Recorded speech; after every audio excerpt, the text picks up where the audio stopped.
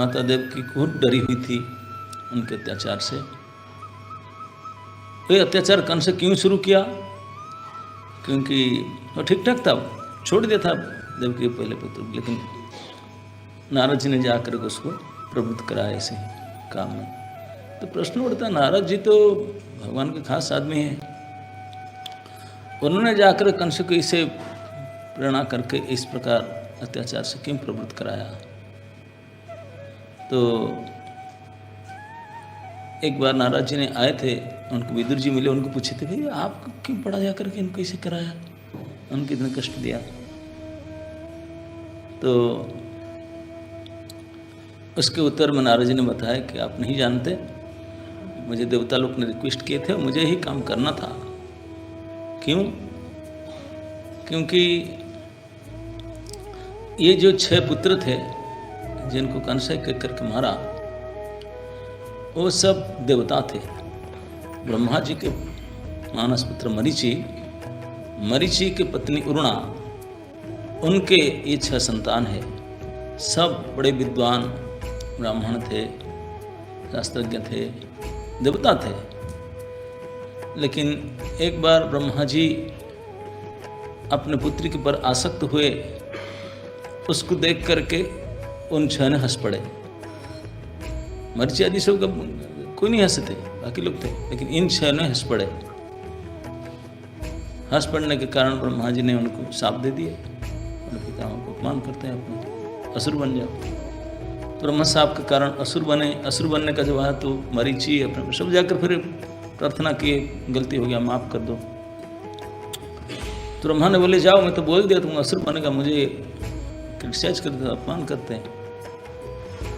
तो बोले कैसे हमारा उद्धार होगा? तो ब्रह्मा जी बोले, जाओ, ये सत्ययुग, प्रथम सत्ययुग का स्वयंभू मनु का बात था। बोले अभी 7वां मनु, व्यवस्थित मनु के 28वां साइकिल में द्वापर के अंत में परम पुरुष भगवान आएंगे, उनके सानिध्य में उनके झूठना दिखा करके आपका उद्धार होगा, जाओ, तब तक तो रहेगा। 6 मनवंतर तक उनको पनिशमेंट दे दिए असुर जोनि में जाने के लिए। किस कारण से?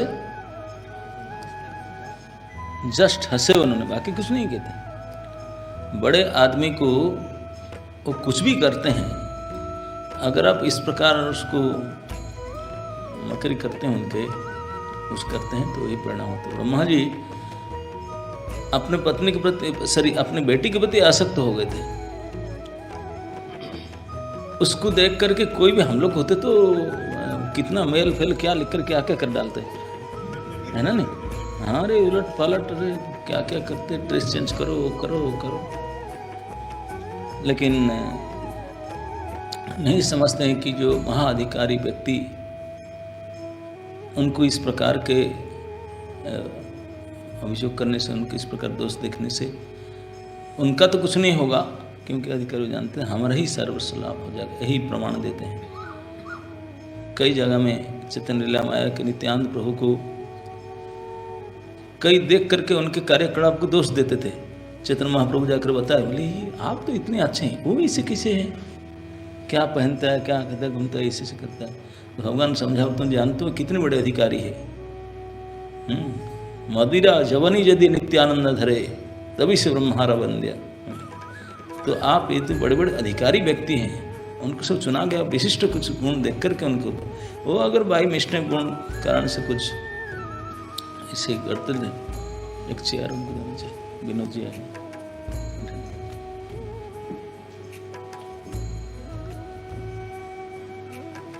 तो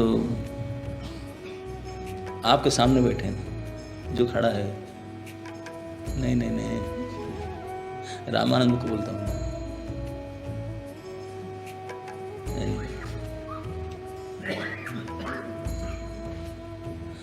तो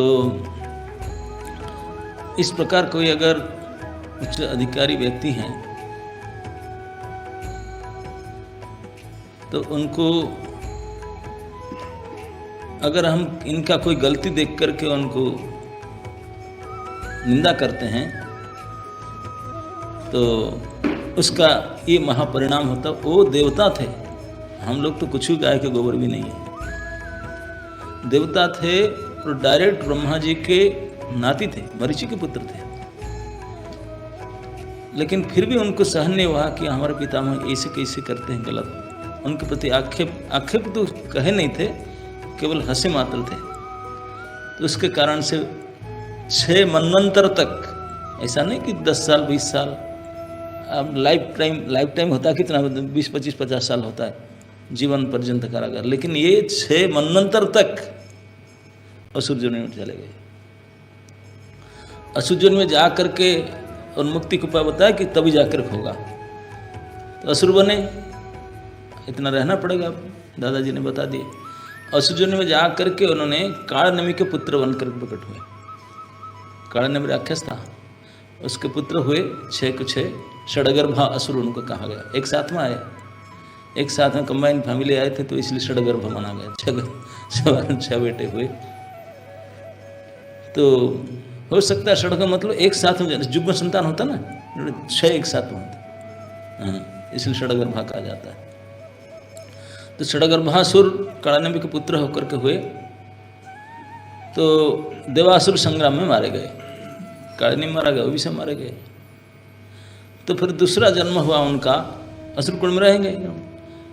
अब कालनेमि के पुत्र हिरण्यकशिपु के पुत्र होकर जन्म हुए, सेकंड गाय असुर हुए। फिर तो हिरण्यकशिपु के पुत्र होने के बाद देखे कि उनका तो पहले का हैबिट था, क्योंकि देवता थे, उपासना करना, पूजा करना उनका कैरी फॉरवर्ड स्वभाव था। तो जाके तपस्या करने लगे। हिरण्यकशिपु तपस्या क्या था, बोले पापा ने कर रहे हैं तो हम भी करेंगे। तपस्या किए, ब्रह्मा से वरदान मिला उनको।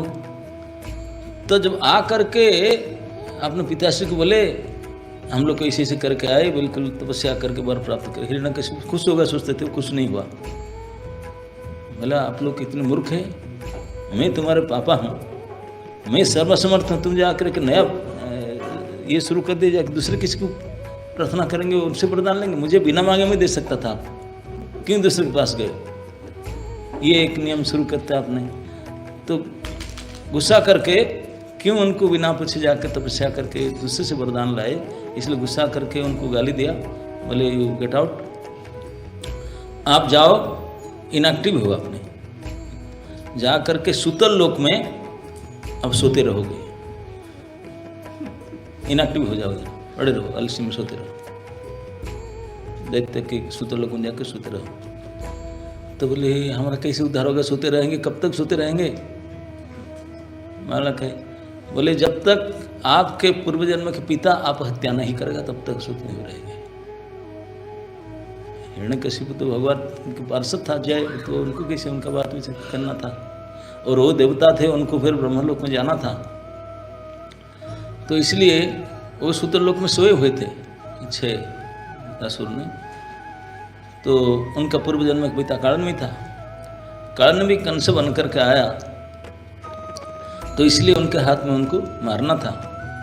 तो इसलिए एक एक करके जोगमाया ने डाल करके देवकी के पास रखते थे, एक एक असुर को, और कंस ने एक एक को मारता था, ताकि वो फिर कम से कम एक्टिव हो जाएं।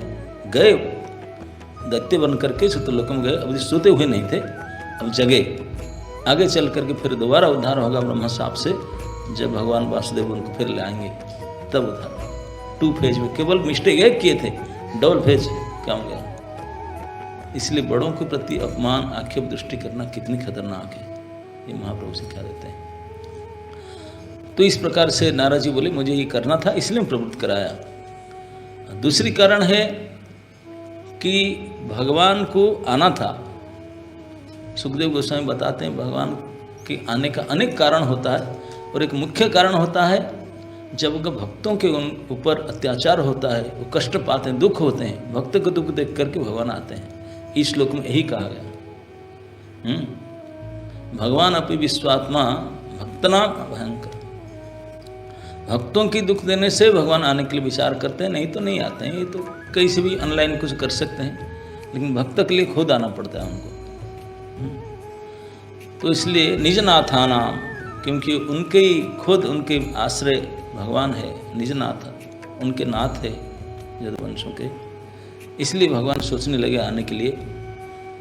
किस लिए आएंगे ना, कंसजम भयम, कंस के प्रति भयभीत थे यदुवंशी लोग।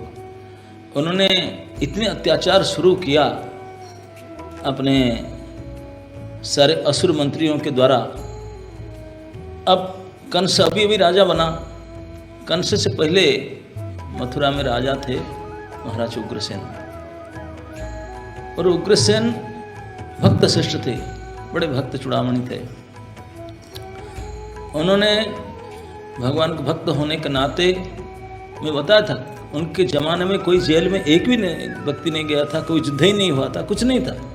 इतने वो महात्मा पुरुष थे, सारे प्रजाओं को भक्ति में प्रवृत्त कराते थे, स्वयं भजन करते थे, सभी को भजन में लगाते थे। भगवान के स्मरण, कीर्तन, श्रवण, पूजा, उनके प्रसाद से, इतने सुंदर भाव से भगवान के प्रसाद से राज्य चलना होता था। लेकिन भगवान की क्या इच्छा, एक ऐसी पुत्र उनका हो गया, असुर आकर पहुंचा और जबरदस्ती राजा बना, उनको जेल में डाल करके।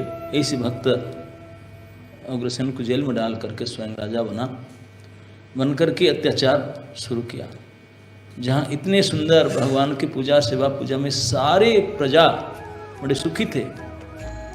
अब कंस आया, जो लोग नाम जप करते थे, कुछ संकीर्तन, कुछ नगर कीर्तन या कुछ फेस्टिवल करते थे, उनको मार दिया गया। तो लोग क्या करेंगे, छिप करके करने लगे। उनका आदत नहीं छोड़ भगवान के साथ, छिप कर करेंगे। अगर पकड़ा गया तो आजन्म कारादंड किसी दंडित किया गया। उनको छिप कर भी नहीं कर सकते थे पूजन यज्ञ आदि। तो इसलिए बहुत परेशानी थे भक्तगण। तो इसलिए अपने आश्रय में रहने वाले भक्तों के दुख को देख करके भगवान आने के लिए विचार करते हैं। क्या दुख है, न भय है, डर रहे थे क्या होगा क्या होगा, हम संसार से क्या होगा। तो इसी को कहते हैं, प्रभुपाद जी ने तात्पर्य में लिखते हैं कि भक्त लोग को भी भय होना चाहिए। इस संसार को और भौतिक स्थिति को, माया के प्रभाव को सफिशिएंट डरना चाहिए। वो बोलते थे कि मैं इतने सारे कर रहा हूँ, लेकिन मेरे जो अनुयायीगण हैं अच्छे हैं, सब कुछ कर रहे हैं, लेकिन they don't have sufficient fear to माया। जितने माया को डरना चाहिए वो डरते नहीं है, इसीलिए गड़बड़ होगा, फिर फंसेंगे सब। तो माया को सफिशिएंट भय होना चाहिए। देवकी माँ का सफिशिएंट भय था, जिसके कारण जो 6 असुर, उनके 6 गर्भ नाश हो गए, एक एक करके मरे। इसको कहते हैं 6 हमारा मन के, क्योंकि मन के पुत्र था ना, ब्रह्मा जी के मानस पुत्र थे, कौन, मरीचि। तो मन का जो विकार है, मन के 6 पुत्र होते हैं, काम, क्रोध, लोभ, मद, मोह, मात्सर्य। ये 6 ये मन की अवतार हैं, वही हैं षडगर्भ। तो जब तक वो हमारा मन में रहें तो भगवान आ नहीं सकते, क्योंकि भगवान मन में आते हैं, मन मना हो। तो मन में विकार, 6 विकार जब रहें, हो जाएगा कैसे। तो ये 6 विकार, काम, क्रोध, लोभ आदि कैसे जाएगा। तो बताते हैं कि भय के कारण जाएगा। आप लोगों को डरना पड़ेगा, और लेकर ढोने से नहीं जाएगा। देवकी माता इतनी भयभीत थी अत्याचार से, भय से कैसे गया ना, भय के अवतार था कंस। कंस इतना डरा हुआ था, सबसे ज्यादा देवकी माता कंस जी के अत्याचार से डर रही थी। कंस किस लिए डर रहा था, मैं मर जाऊंगा, मैं मरूंगा, मुझे मार डालेगा 8वां। तो ये भय था। तो हमेशा भय की, कहते हैं कि कंस का जो उद्धार हुआ भय के कारण हुआ। तो कंस भय का अवतार था, पर्सनिफिकेशन ऑफ फियर कंस था। तो ये भय के द्वारा एक काम के, जो मन के विकार, काम आदि वही जाते हैं, वही आकर मारता है उनको। तो इसलिए हमारा अंदर अगर इस प्रकार के काम को लोग, कंस के प्रति कंसजम भयम, इस प्रकार कंस या उनके प्रतिनिधि, इस प्रकार माया, इस प्रकार जो संसारी स्थिति, भौतिक संसार की स्थिति, उनके प्रति हमारा सफिशिएंट भय ना होगा तो हमारा उद्धार कैसे होगा, हम प्यूरिफाई कैसे होंगे। तो सफिशिएंट भय होना चाहिए। प्रभुपाद जी ने तात्पर्य में लिखते हैं इधर कि भक्तों को हमेशा डर रहना चाहिए कि क्या होगा, मुझे पता नहीं।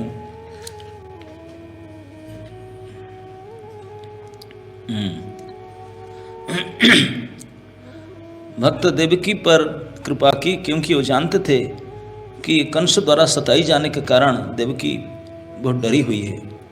शुद्ध भक्त भौतिक अस्तित्व से सदैव डरना होता है। कोई यह नहीं जानता कि आगे क्या होगा, क्योंकि उसे किसी भी क्षण अपना शरीर बदलना पड़ सकता है। यह जान करके शुद्ध भक्त इस तरह कार्य करता है कि कहीं उसके दूसरा शरीर धारण करके संसार को कष्ट फिर भोगना ना पड़े और उनका जीवन दूषित हो जाए। यही भयम अर्थात डर। अगर डर नहीं रहेगा तो फिर संसार में आना पड़ेगा, फिर भोगेगा। तो इसलिए डर के कारण हम सतर्क रहेंगे, केयरफुल हो जाएंगे। जब डर नहीं है सफिशिएंट तो हमारा गलतियां होगा और फिर संसार बंधन हो सकता है। तो इसलिए जो भगवान के भक्तगण थे वो इतने भयभीत थे। उनके भय को देख करके, और भय रूपी भय कौन था ना, कंस था। कंस स्वयं डर रहा था और कंस के अत्याचार से वो डर रहे थे। तो ये परिस्थिति जब शुरू होता है तो कोई भय के कारण प्रार्थना भी करते हैं, प्रार्थना करते हैं। तो फिर भक्त लोग की प्रार्थना सुन करके भगवान आते हैं। भगवान का एक काम है, भगवान का ऐसे तो कुछ काम नहीं है। गीता में भगवान कहते हैं न मैं कर्माणि लिप्यन्ति न च कर्म फले स्पृहा। भगवान बोलते मेरा कुछ काम है ही नहीं, ना मुझे कोई आवश्यकता है, कुछ स्पृहा ही नहीं है कर्म फल में।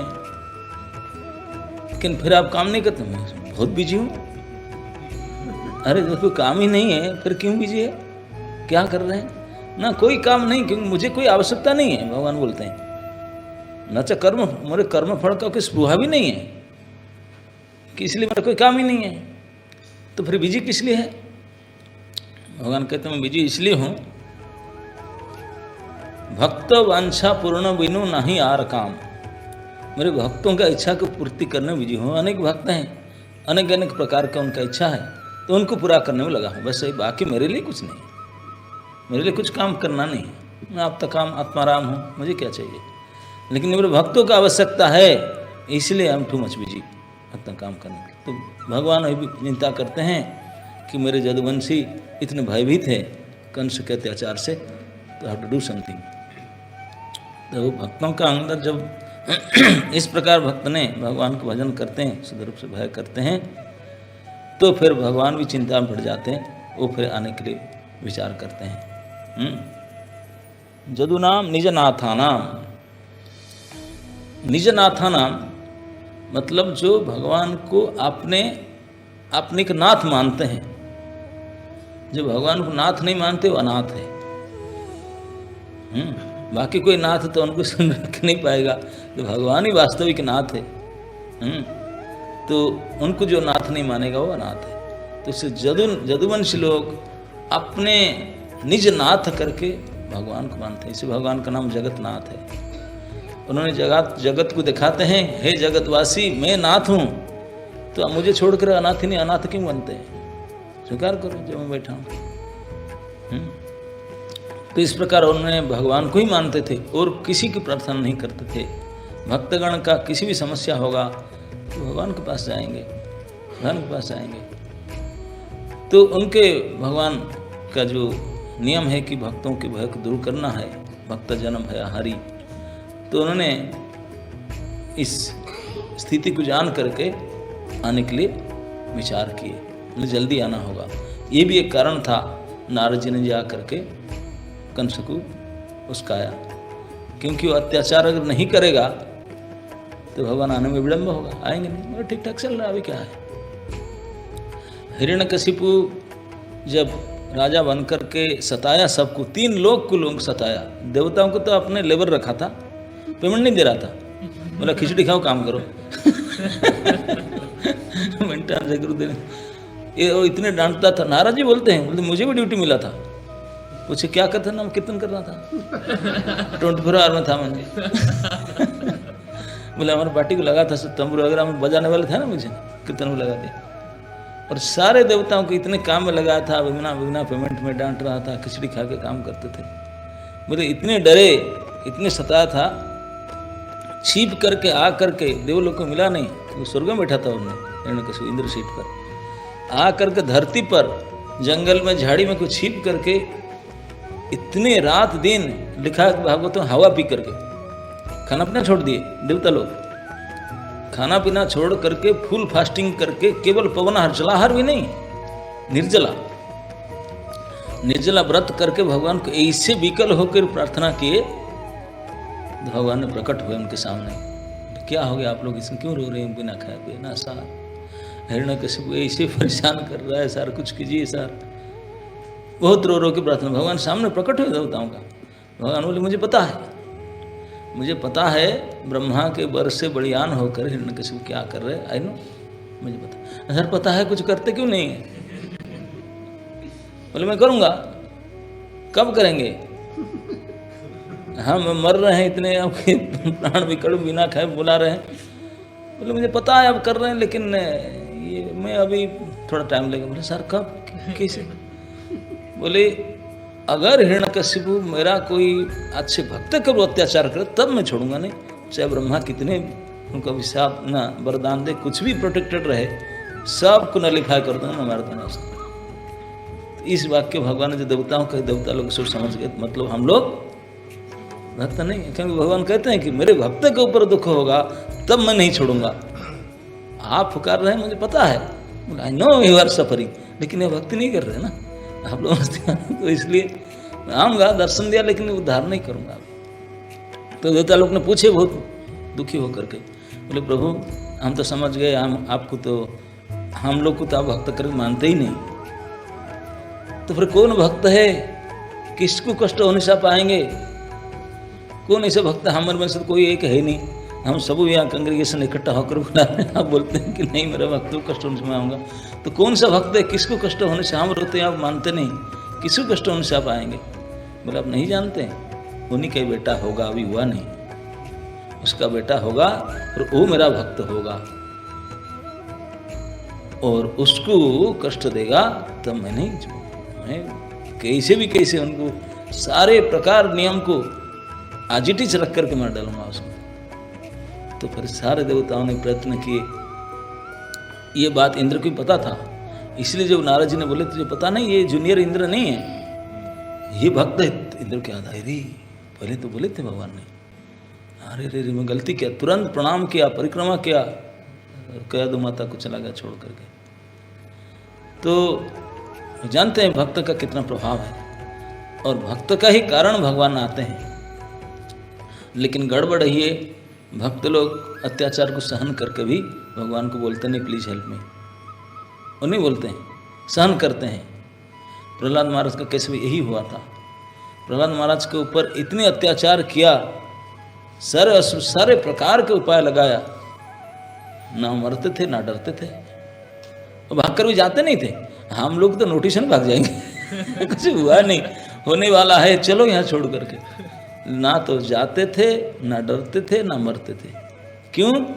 क्योंकि हरि के नाम के प्रति इतने अड़िक विश्वास था, हरि नाम पे पूरा।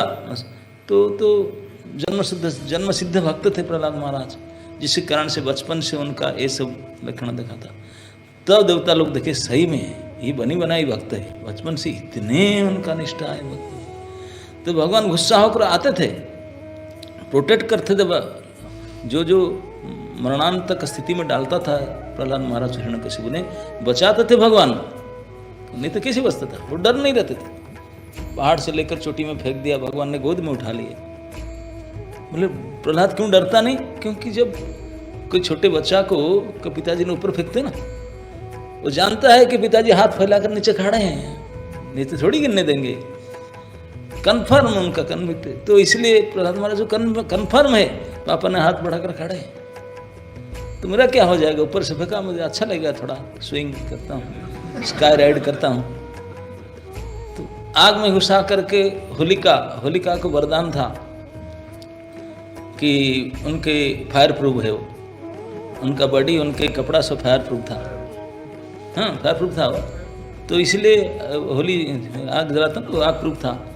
तो उन्होंने भैया बोला उनका भैया को, भैया तू क्यों चिंता कर रहा है, मैं जला दूंगी उसको, मैं तो फायर प्रूफ हूँ, उसको गोद में लेकर बैठा हूँ, आग लगाओ।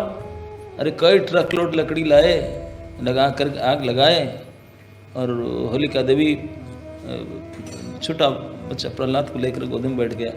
प्रहलाद तो अहरनिशि हरि स्मरण करते थे, जो फायर प्रूफ थी वो जल गई।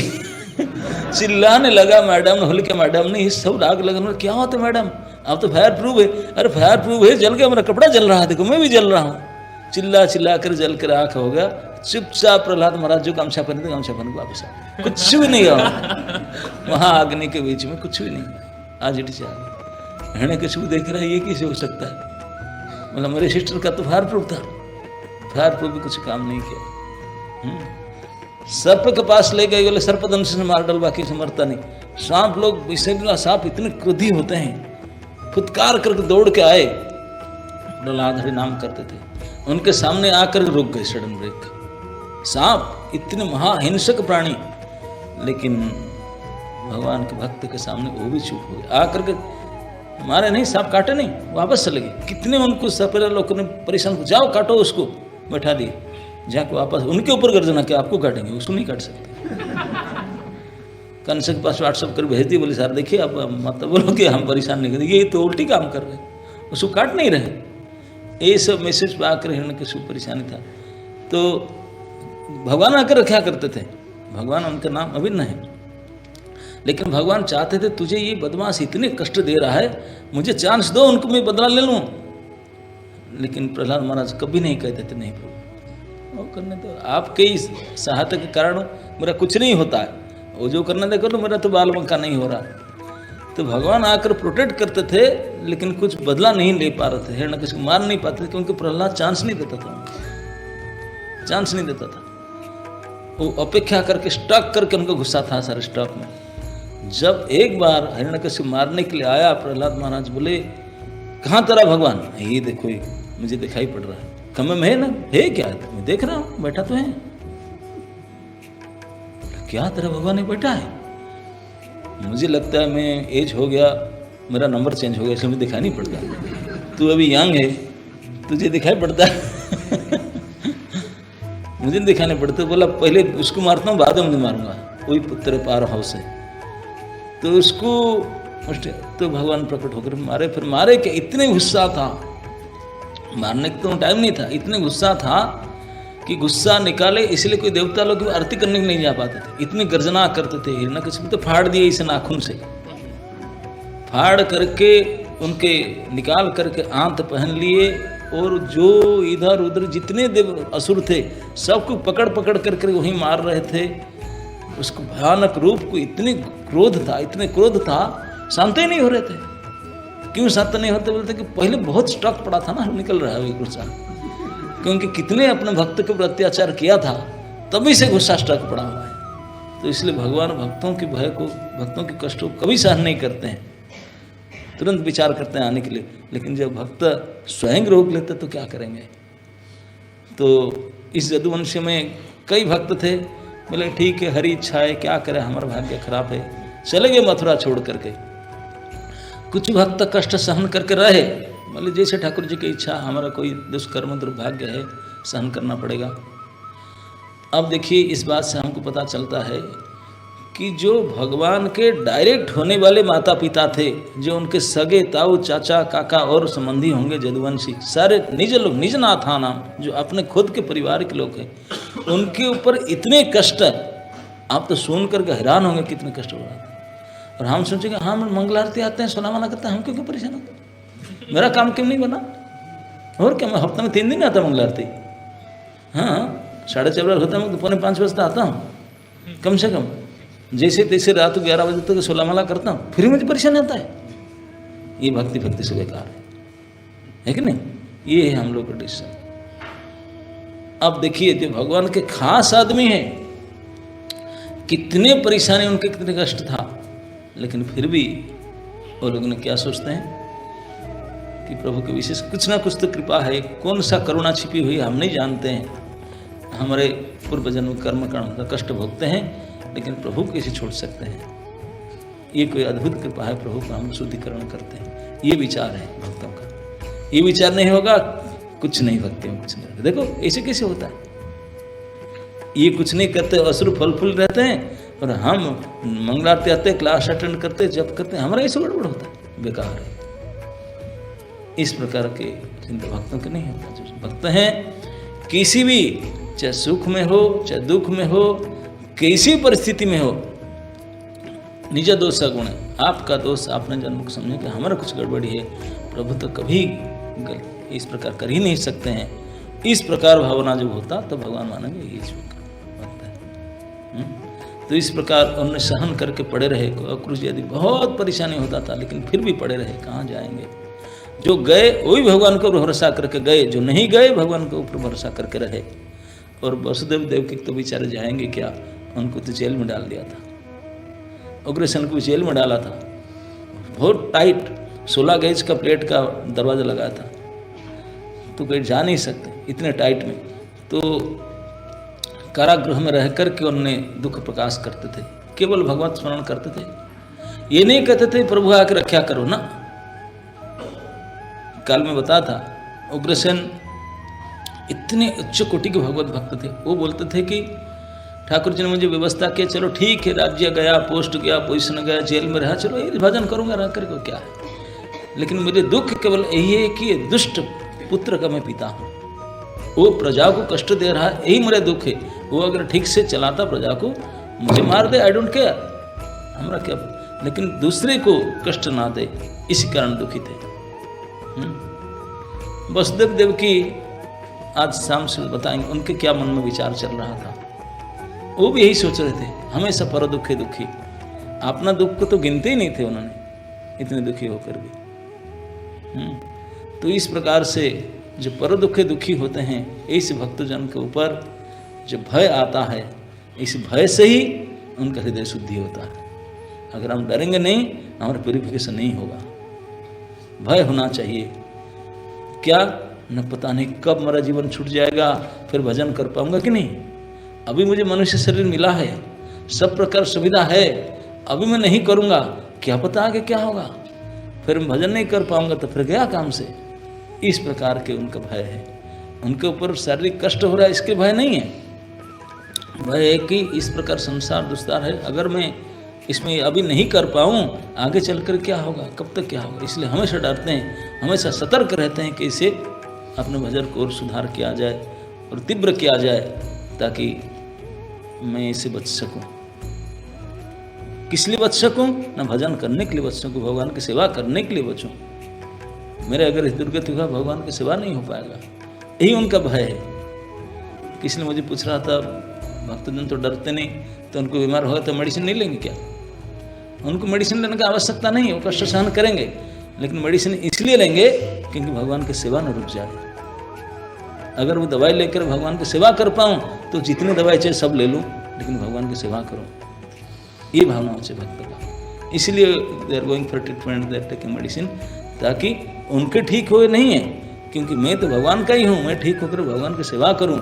जब तक हम सेवा करूँ, इस सेवा की भावना से कुछ भी करने के लिए तैयार होते हैं। जो भी कष्ट सहन करना, जो भी आवश्यकता पड़े, सेवा करने के लिए ही जो अनुकूल हो सो करें।